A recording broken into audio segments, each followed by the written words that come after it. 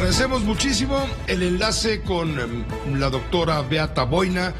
Ella es internacionalista, profesora de Relaciones Internacionales del Instituto Tecnológico de Monterrey, del TEC de Monterrey. Fue embajadora de Polonia en nuestro país y conoce perfectamente el escenario en el que está ocurriendo el tema de la invasión rusa sobre Ucrania, sin mayor calificativo, por supuesto, porque tardaríamos 2 horas en explicarlo. Beata, muchas gracias de antemano por aceptar esta invitación para que podamos entender con mayor claridad cuál es la importancia y la razón de que Finlandia y Suecia posteriormente estén solicitando a la OTAN, a la Organización del Tratado del Atlántico del Norte, su incorporación. ¿Tiene que ver con el peligro? ¿Tiene que ver con seguridad? Muy buenas noches, Beata. Buenas noches, Pepe. Un gusto saludarte a ti y a la audiencia. Mira, pues la razón es muy sencilla, efectivamente. Tanto Finlandia como Suecia, pues tienen temor, tienen miedo a la amenaza rusa. Y esa amenaza se ha concretizado precisamente a comienzos de este año mediante la invasión rusa al territorio ucraniano. Y eso pues ha encendido, obviamente, alarmas en los países como Finlandia y Suecia, que tradicionalmente han sido países neutrales, o sea, han tenido una política larga, Finlandia de 70 años, Suecia de 200 años de neutralidad, de no sumarse a las alianzas militares. Ahora bien, se han dado cuenta de que los países que no forman parte de la alianza militar de la OTAN en ese contexto, pues la verdad es que hay un riesgo alto de que Rusia en algún momento determinado podría dirigirse contra esos países a través de una guerra, digamos, militar, a través de otro tipo también de guerras híbridas. Entonces, el objetivo de los dos países es pues disminuir esos riesgos sumándose a la Alianza Atlántica, porque de hecho, pues la Alianza Atlántica lo que garantiza es una especie de defensa colectiva. Y es una garantía de que la participación en la Alianza Atlántica funciona como disuade, de hecho, a los posibles invasores, a los posibles agresores de dirigirse contra un país miembro de la Alianza Atlántica. O sea, el famoso artículo 5 del Tratado del Atlántico Norte dice que el ataque a uno de los países miembros de la OTAN es el ataque a toda la alianza y todos los países miembros pues tienen obligación de responder, apoyar, ayudar. Y en ese sentido, obviamente, pues todos los potenciales agresores toman eso en consideración y más bien deciden no atacar porque saben que tendrán que enfrentarse pues a los 30 países de la OTAN y si se suman Finlandia y Suecia serían 32 países de la OTAN. O sea, más que nada es para Finlandia y Suecia pues darles mayores garantías a los dos países, a las poblaciones de los dos países, para que realmente no se llegue ni de cerca a una situación similar que está viviendo hoy en día Ucrania, que no es justamente país miembro de la Alianza Atlántica. Si lo fuera, seguramente no estaríamos en guerra. Esta Alianza Atlántica, Estados Unidos y Occidente la vendieron hace 73 años, en 1949. Terminada la Segunda Guerra Mundial, la vendieron como la Alianza Occidental Militar frente a lo que surgía, que era el bloque, el Pacto de Varsovia, el bloque del Este. Entiendo que así son las cosas. Hoy tiene una enorme importancia. El Pacto de Varsovia, ¿en qué estado se encuentra? Ya no existe el Pacto de Varsovia propiamente.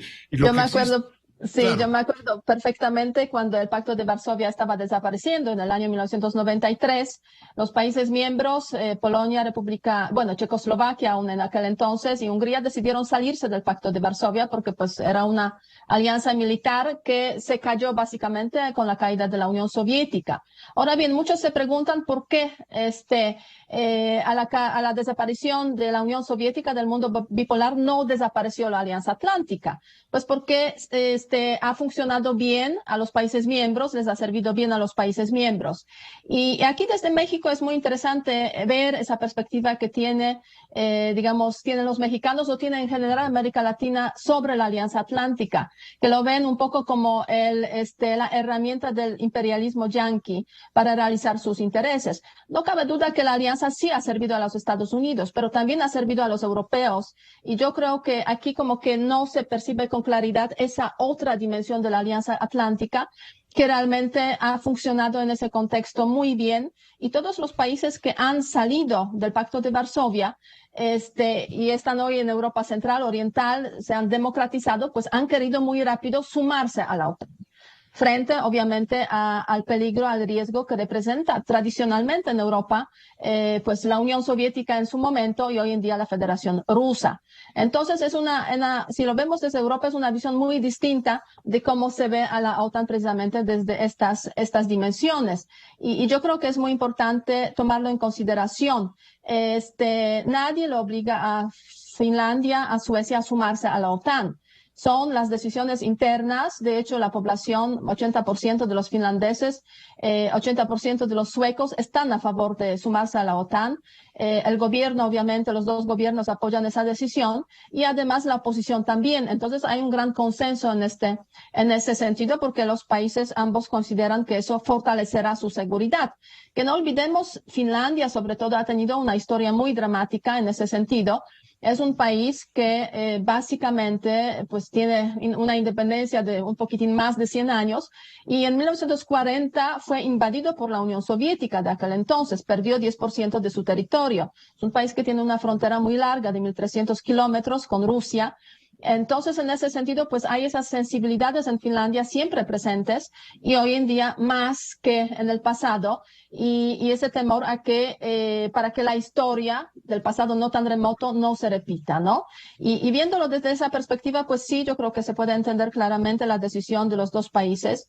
Yo personalmente sí me alegro por la decisión de Finlandia y Suecia, porque de esta forma también están demostrando esos dos países de que el riesgo que existe en Rusia, desde Rusia, sí es real en Europa. O sea, muchas veces cuando escuchamos hablar a los polacos como yo, a los letones, estonianos o lituanos, pues yo escucho, no, es que son rusófobos. Miren, pues no son rusófobos, porque imagínense que Finlandia y Suecia también tienen miedo. Y ese miedo justamente se está demostrando pues a través de esa decisión, que es un giro muy importante en la política de seguridad de ambos países y que debería, yo diría, abrir los ojos a muchos. O sea, ahí en Europa sí pasan las cosas que son muy preocupantes, relacionadas precisamente con la política de Rusia, que ha roto prácticamente todos los consensos y ha roto la confianza que esos países, pues hasta hace poco sí han tenido en Rusia y por eso pues se han mantenido al margen de la OTAN. Cambió esa situación totalmente y vemos esos resultados. Gracias, Beata Boina, por este análisis compartido con la audiencia de Grupo Fórmula Noticias. Muchísimas gracias y hasta luego. Hasta luego, gracias. Beata Boina, internacionalista, profesora en Relaciones Internacionales del TEC de Monterrey, ex embajadora de Polonia en nuestro país, en esta colaboración especial que nos ayuda a entender el contexto y la importancia política que tiene en este momento la organización del Tratado del Atlántico del Norte en el contexto de la invasión rusa a Ucrania y el tema de seguridad para Finlandia y para Suecia, que están ahí de vecinos de esta situación